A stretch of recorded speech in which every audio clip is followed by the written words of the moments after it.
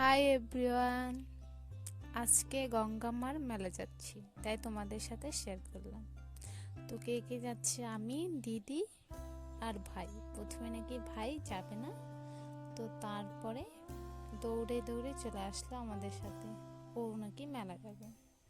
আর আমাদের এখানে মেলাটা একদম ছোট হয়, আর এই যে চা পাতার ভিতর দিয়ে যাইতে লাগে অনেক দূরে, কিন্তু আমাদের বাড়ি থেকে এই চা পাতাগুলো আমাদের আর আমার কাকু। আর পাশে একটা নদী আছে। আর এইদিকে আমরা একদম আসি না এই মেলাটা ছাড়া, কারণ এটা আমাদের বাড়ি থেকে অনেকটাই দূরে আর একদম বাড়ি কম এই সাইডে।